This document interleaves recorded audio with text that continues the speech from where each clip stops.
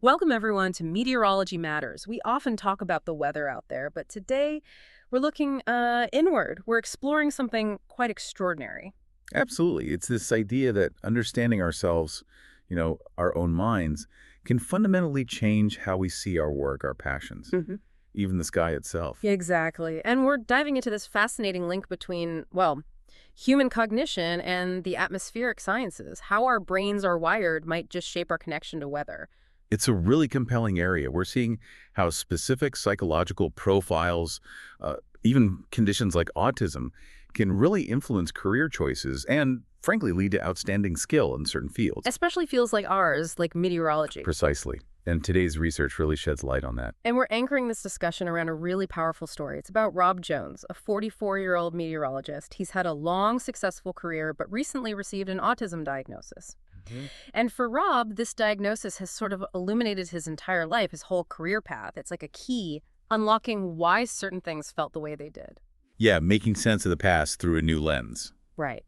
So our mission today is to look at the science, the research that helps explain Rob's experience, to explore why someone like him might have always been, well, almost destined for a life studying the weather, even before he had that label, that understanding. It's a journey that reveals a lot about how different minds engage with complex systems. Okay, so let's start there.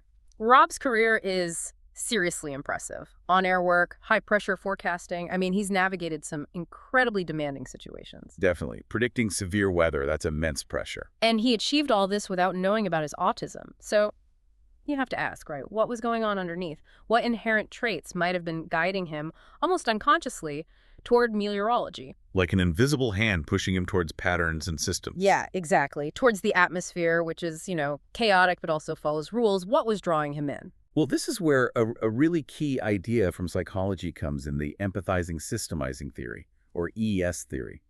It's pretty foundational for understanding cognitive diversity, especially with autism. Okay, ES theory. Break that down for us. Sure. So systemizing is basically this fundamental drive we have. It's the urge to analyze things, to figure out how they work, and then to build mental models or systems to explain them. So like wanting to know the rules. Exactly. Identifying patterns, lawful regularities. The goal is prediction. Hmm, If this happens, then that will happen. It's about understanding cause and effect. makes sense. And the research suggests there are about 6 main types of systems. People try to figure out technical things like computers, abstract ones like math, but crucially, also natural systems. Natural systems. Like the Oh, weather. precisely. Weather, geology, biology, these fall right into that category. It's about observing, finding the underlying logic in the natural world. Okay, so that's systemizing. What's the E part? Mhm. Empathizing. Right. Empathizing is kind of the flip side. It involves 2 things, mainly. First, the cognitive bit, understanding what someone else is thinking or feeling, their intentions, their perspective. Putting yourself in their shoes, intellectually. Yes. And second, the affective bit, actually responding with an appropriate emotion, feeling concern or joy alongside them. Got it. So how does this relate to autism and, well, Rob? The core idea of ES theory, especially regarding autism, is that autistic individuals often show a stronger natural inclination towards systemizing. Their brains are sort of wired to excel at analyzing systems. Okay. Now, this strength in systemizing can sometimes, not always, but sometimes mean that cognitive empathy, figuring out others' thoughts and intentions intuitively, might be more challenging. So a different balance of strength. Exactly. It's not about lacking care or feeling. Often it's about how information, especially social information, is processed. For someone potentially like Rob, the logical, rule-based world of weather might feel much more intuitive, more comfortable than the often subtle and shifting rules of social interaction. Okay, wow. Let's really connect this back to Rob. His decades in meteorology, his skill in forecasting, understanding atmospheric physics, could this natural drive to systemize be that invisible force we were talking about, the thing that just pulled him towards weather? It seems highly plausible, doesn't it? Think Yeah. about it from his perspective, maybe even as a kid. Yeah, maybe he wasn't connecting as easily with, playground politics or unspoken social rules. But the clouds, the wind, the rain, that made sense. It followed patterns, even if complex ones. There was an underlying logic he could potentially grasp and find fascinating, maybe even comforting. A system he could decode. Exactly. And when we look at how this systemizing plays out specifically with weather, it gets even clearer why it's such a draw. Okay, tell me more. Weather is just. Right. It's a perfect example of a natural system, right? It demands constant observation of tiny details, temperature, pressure, humidity, all these variables. Mm-hmm. And then you monitor the whole system, looking for those lawful changes, those predictable shifts. It's finding order in what looks like chaos. Which is exactly what systemizing is about. Precisely.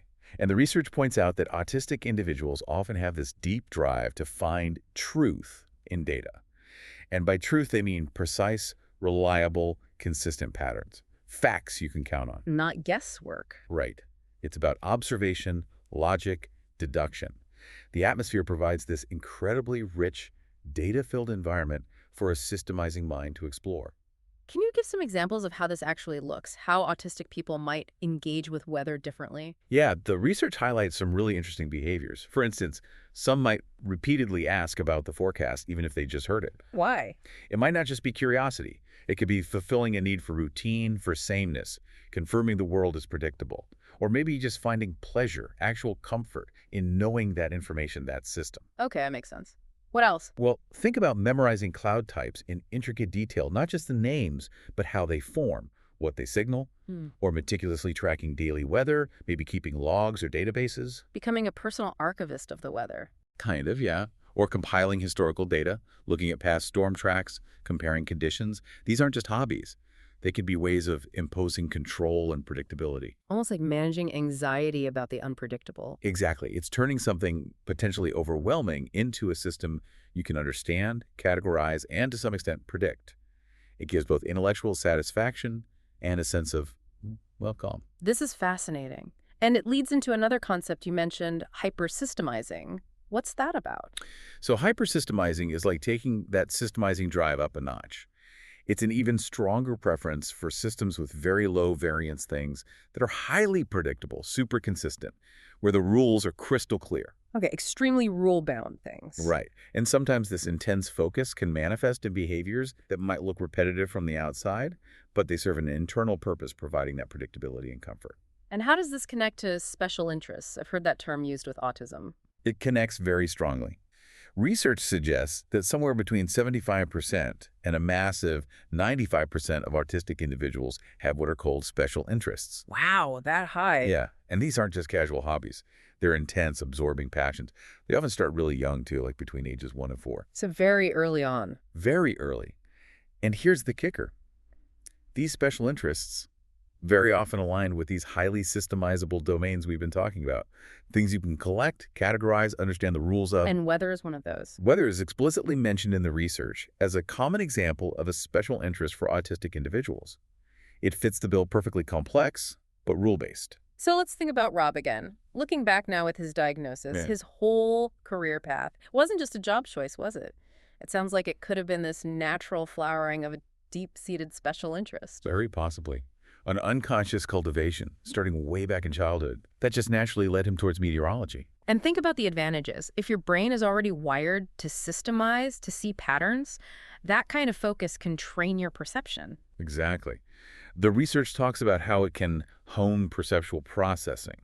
So for someone like Rob, maybe features on a weather map, a cold front, a subtle rotation in a storm might literally just pop out visually. Like a built-in pattern detector supercharged by interest. Precisely.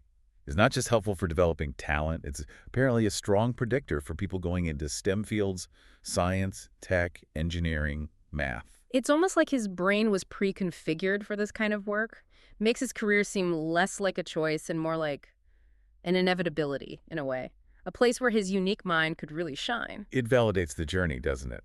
And the research digs even deeper with another concept called weather salience. Weather salience. Okay, what does that mean? It's defined pretty specifically.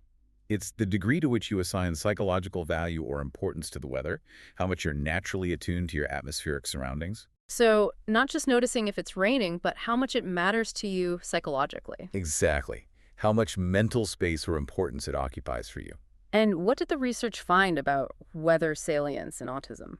Well, across 3 different studies using questionnaires, personality tests, open-ended questions, the finding was consistent.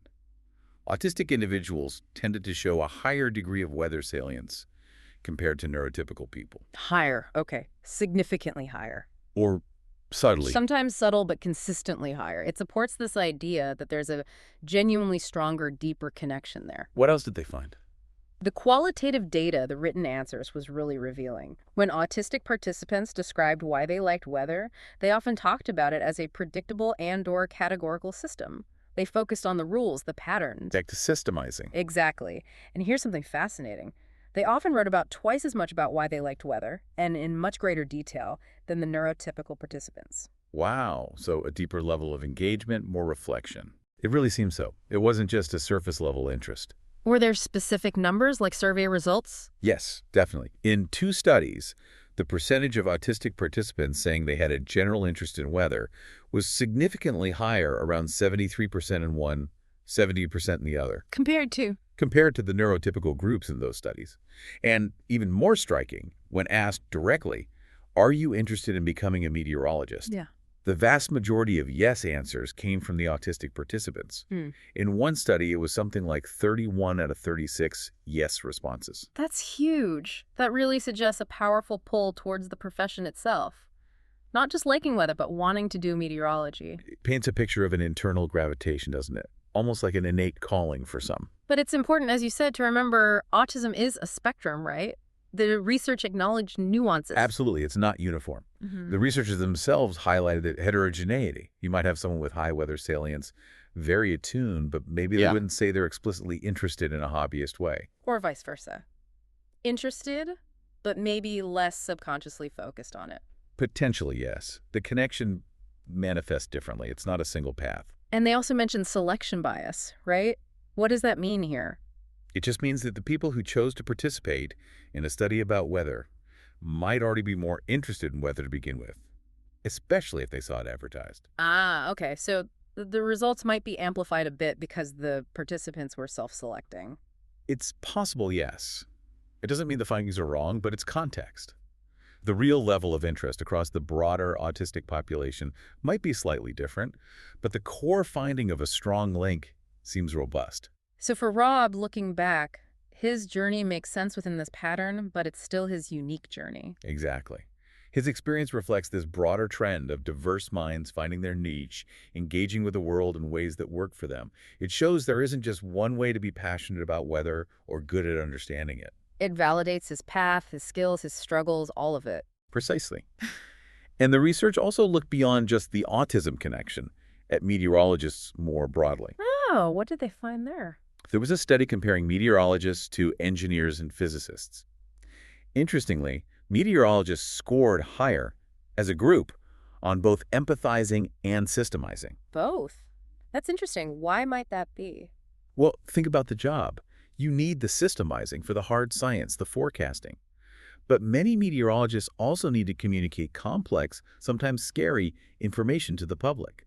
That requires some empathy, some understanding of how people will receive the message. Right, and teamwork too, in forecast offices. Exactly. They also scored higher on personality traits like extroversion, conscientiousness, agreeableness, and maybe most importantly, they reported being less stressed, depressed, and anxious than the engineers and physicists. Really? Despite the high-pressure nature of the job? Round-the-clock shifts, lives on the line. It suggests maybe a certain psychological resilience or perhaps the specific blend of cognitive and personality traits common in meteorologists helps them cope better with those demands. That's fascinating because the job is demanding, always on, rotating shifts. Mental health has to be a factor. Absolutely. Understanding work-related mental health is crucial. The study used the OCEAN model: openness, conscientiousness, extroversion, agreeableness, neuroticism, to look at these traits. And the high conscientiousness makes sense. You need to be meticulous. Extroversion for communication. Openness for adapting to new data. Right. It paints a picture of a profession that perhaps attracts or cultivates a specific psychological profile suited to its unique challenges. This brings us to something called the systemizing chaos paradox. It sounds intriguing, especially thinking about social interactions. It really is. The research points out that both weather and social systems are technically chaotic dynamical systems. Okay, what does that mean in plain English? It means they're incredibly sensitive to initial conditions. The present state determines the future, sure, but even a tiny, tiny change in the present can lead to a massively different future outcome. The butterfly effect. Exactly. A butterfly flaps its wings in Brazil. Yeah. You know the rest. The same applies, metaphorically, to social situations. A slightly wrong word, a misread expression. Can send the whole conversation off track. Precisely. An approximate understanding of the present social situation doesn't guarantee you'll predict even an approximate future state. It's unpredictable. So how is this a paradox for systemizers? Well, systemizers excel with rules, logic, predictable outcomes. Their strength is applying that systematic approach. But when you apply that rigid, rule-based thinking to the fluid, emotionally complex, often illogical world of human interaction, It doesn't always compute. it often doesn't. The expected if-then doesn't work reliably. This mismatch can cause anxiety, confusion, misinterpretations. You expect input A to lead to output B, but you get output Z, and it's stressful because the rules seem broken. It's not a lack of trying, it's a mismatch between the cognitive style and the system being analyzed. A fundamental cognitive clash. And this has real-world implications, for instance, in how we communicate weather warnings. Like with the National Oceanic and Atmospheric Administration, NOAA, and their Weather Ready Nation initiative. Exactly. That initiative is all about getting critical safety information to everyone, including vulnerable populations. This research suggests that for autistic people, communication might be more effective if it leans into their systemizing strengths. So less emotional appeals, more facts and rules. Potentially. More technical details, Yeah. clear step-by-step safety protocols. At 7 p.m., do X. At 8 p.m., expect Y. Maybe hands-on demonstrations or clear visual aids, things that provide structure and concrete information rather than abstract or purely narrative warnings. Tailoring the message to how different brains process information best makes total sense. It's a bit effective translation. So let's circle back one last time to Rob. Thinking about this systemizing chaos idea, it offers such a profound perspective on his life, doesn't it? It really does. Maybe the apparent chaos of weather with its underlying physics, its mathematical models, its learnable rules actually felt more manageable, more comforting to his systemizing mind. Compared to the inherently less predictable chaos of navigating social dynamics throughout his life and career. Exactly. It reframes everything. Those past struggles, maybe moments of feeling out of sync socially, aren't deficits. They're reflections of a brain optimized for a different kind of system. And it highlights his incredible strengths. The pattern recognition, the focus, the comfort with complex data as being perfectly suited for his chosen field. It gives him and us this new lens. It turns difficulties into understood differences, and his success becomes even more remarkable. A validation of his talents and his unique way of experiencing the world. What an exploration this has been. We started with Rob's story, his recent diagnosis, and it's opened up so much. This drive to systemize pulling people towards meteorology. That deep connection, that weather salience. And understanding how these different cognitive styles aren't just about career paths, but about well-being, about effective communication, especially when safety is involved. It really underscores the importance of this ongoing research. It's not just for meteorology. It's about fostering a more inclusive approach everywhere, recognizing diverse strength. Looking beyond the surface, valuing different ways of thinking and interacting. Keep exploring, keep questioning. There's always more to discover about these connections. So as you go about your day, maybe take a moment, think about your own cognitive blueprint. How does it shape your path, your passions, your connection to the world, from the tiniest detail to those huge atmospheric shifts? What hidden strengths might your own forecast within reveal about you? A fascinating thought to ponder. You've been listening to Meteorology Matters. If you want to follow Rob Jones's work and insights, you can find him on Instagram. His handle is Meteorologist. He's also on TikTok as TV Meteorologist, and you can subscribe to Rob Jones Hurricane on YouTube. That YouTube channel also has the Meteorology Matters podcast playlist, by the way. Great resources to check out. Definitely. Thank you so much for joining us today on this really extraordinary journey into the science and the psychology of weather.